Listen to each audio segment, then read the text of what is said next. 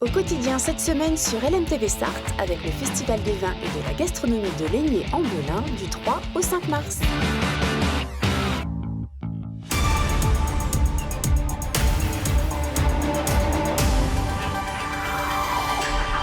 Bonsoir à tous et bienvenue dans ce journal présenté ce soir par Laure Girard. Bonsoir Laure. Bonsoir Aurélien, bonsoir à tous. Au sommaire de cette édition, une législation qui a du mal à se faire connaître. Oui, celle qui concerne les trottinettes électriques et autres deux roues direction Sablé-sur-Sarthe, où la police municipale multiplie les opérations de contrôle vis-à-vis de ces modes de déplacement, vous le verrez.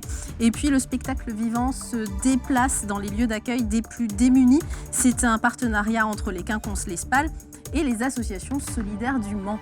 Et puis une invitée politique ce soir. Julie Delpech, députée de la première circonscription de la Sarthe et élue responsable départementale du parti Renaissance. Mais Laure, on ouvre ce journal avec cette annonce fracassante des chirurgiens du Mans. Dans une lettre adressée au ministre de la Santé, François Braun, 53 chirurgiens présentent leur démission administrative de l'hôpital du Mans. Ils dénoncent la pénurie de médecins, les fermetures répétées de lits d'hôpitaux et les conditions d'accueil de leurs patients. Depuis janvier 2023, le manque de personnel conduit le centre hospitalier du Mans à déprogrammer 110 opérations, dont certaines concernent des patients atteints du cancer. Et cette situation entraîne une usure du personnel, mais aussi des démissions à venir, d'après ce courrier choc.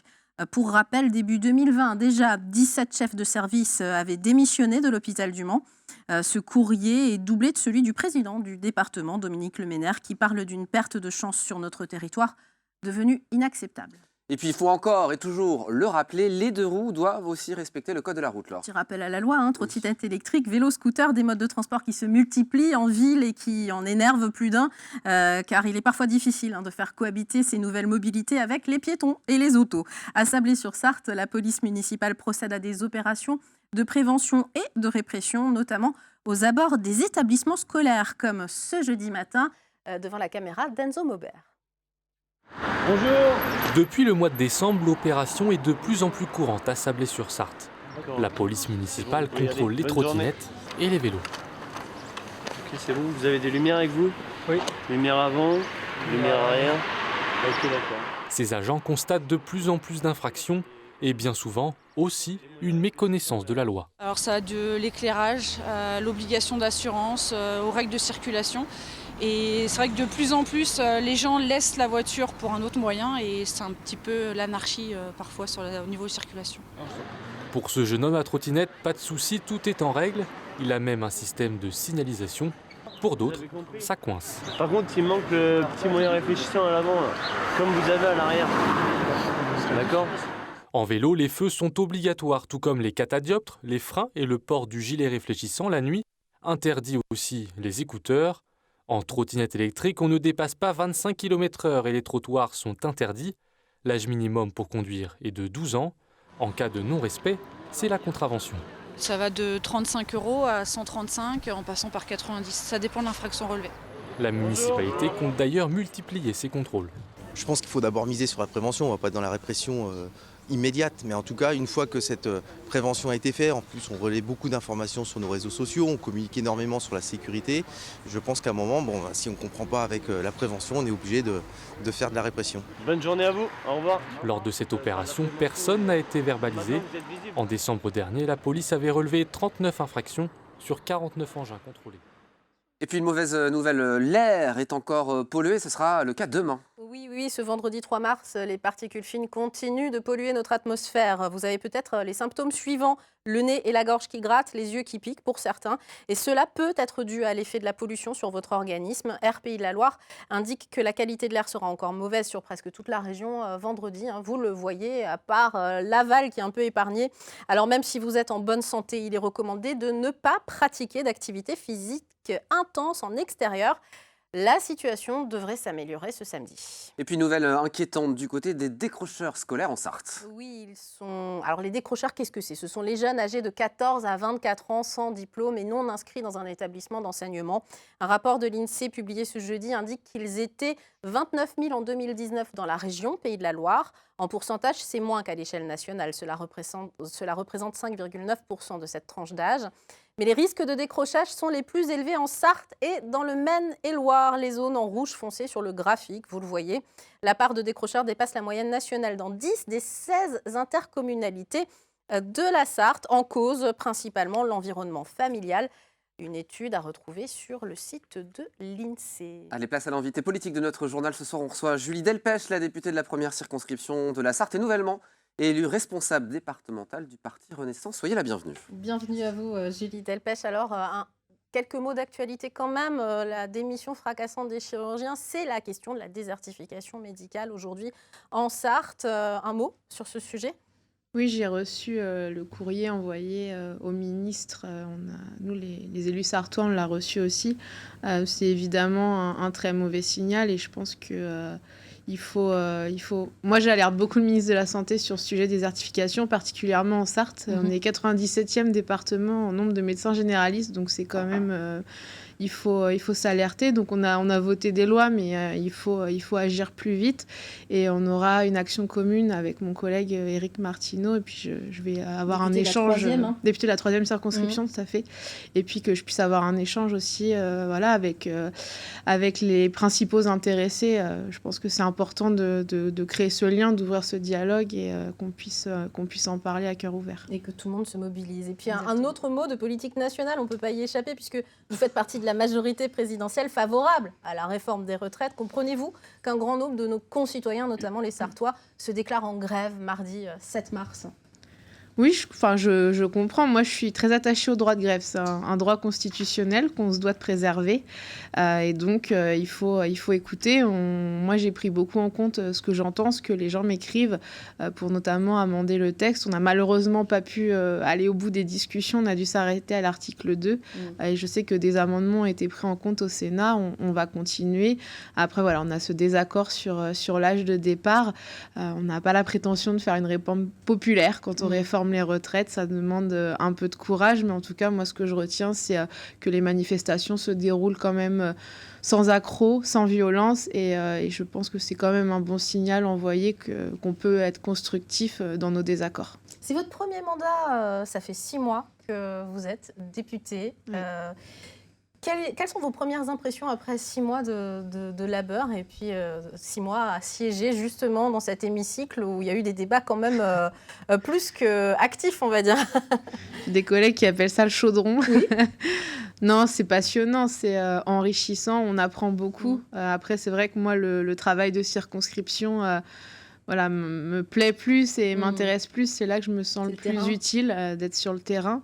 Et puis, c'est là où je pense qu'on peut prendre vraiment les informations pour être vraiment efficace à l'Assemblée nationale.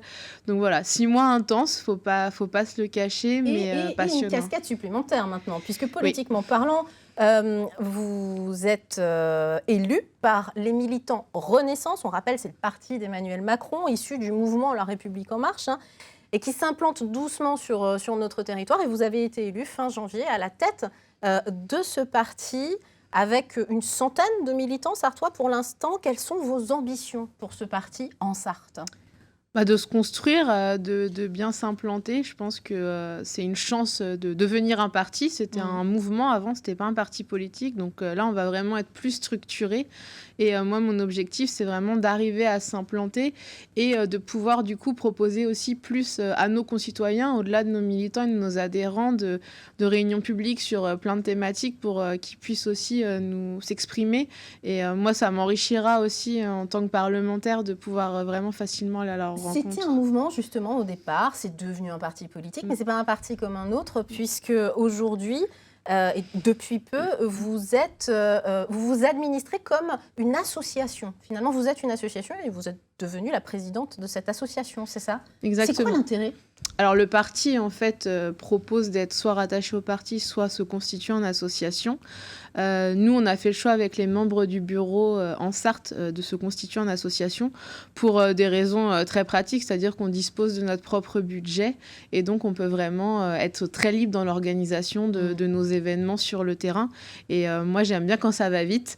Et donc c'est vrai que de ne dépendre que de nous-mêmes va nous permettre une plus grande réactivité.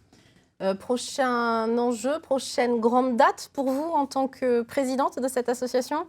Alors là, le Conseil national du parti va se réunir à Paris, donc on va vraiment avoir l'ensemble des présidents qui vont se réunir avec nos binômes paritaires. Et puis après, moi, je vais vraiment, en fonction des sujets d'actualité, j'ai vraiment envie qu'on puisse faire des actions de terrain, en ruralité aussi beaucoup, parce que je pense qu'on s'est beaucoup concentré sur l'urbain, donc retourner en ruralité, échanger avec les gens. Je n'ai pas de date à donner, mais on a plein de choses en tête et une fois la structuration bien terminée, on sera présent. Et je rappelle que vous êtes la députée de la première circonscription de la Sarthe. Merci d'être venue sur notre plateau pour nous permettre de vous rencontrer un petit peu plus. Merci. Alors parlons à présent de la scène nationale du Mans qui a décidé de s'inviter dans les lieux d'accueil des personnes en grande précarité. Pendant 2 jours, la compagnie Frotter, Frapper et les Quinconces l'Espal propose une série de concerts à destination des personnes précaires. Il s'agit d'une première ébauche d'un futur spectacle appelé Out. Il sera joué dans les rues du Mans au cours de la saison 2023-2024. Et parmi les lieux investis cette semaine, la Halte Mancelle, rue Jeanne d'Arc, au Mans. Anthony Piton y était. C'est l'heure du déjeuner à la Halte Mancelle. Le lieu accueille chaque jour une trentaine de personnes sans domicile fixe. Mais aujourd'hui, le réfectoire s'est transformé en une véritable salle de concert. D'amener les instruments dans un lieu de vie d'association comme ici, c'est très appréciable, quoi.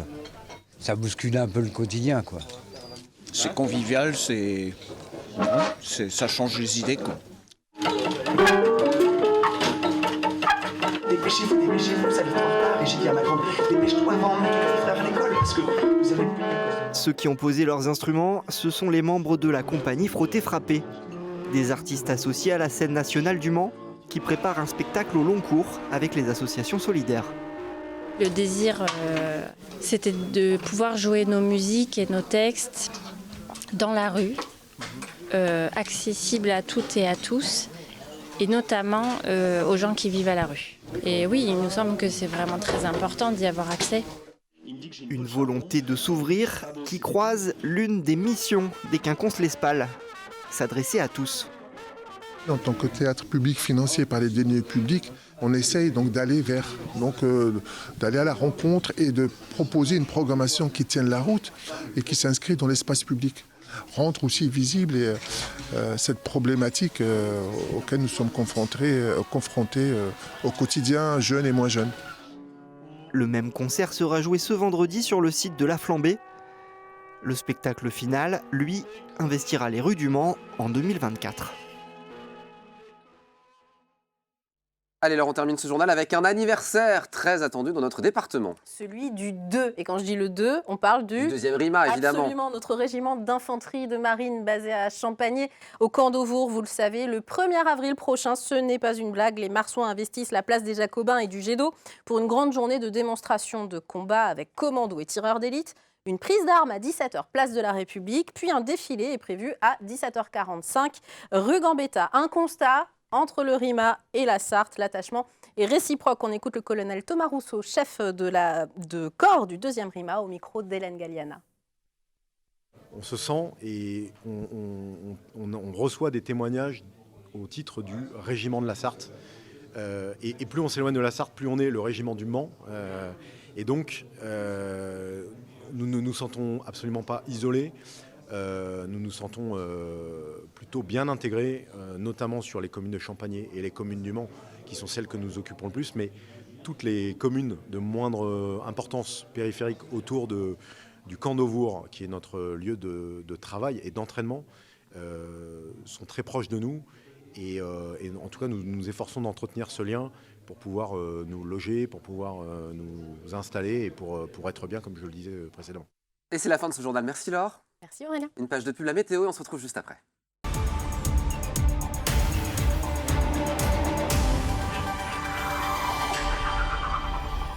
Au quotidien cette semaine sur LMTV Sarthe avec le Festival des vins et de la gastronomie de Laigné en Belin du 3 au 5 mars.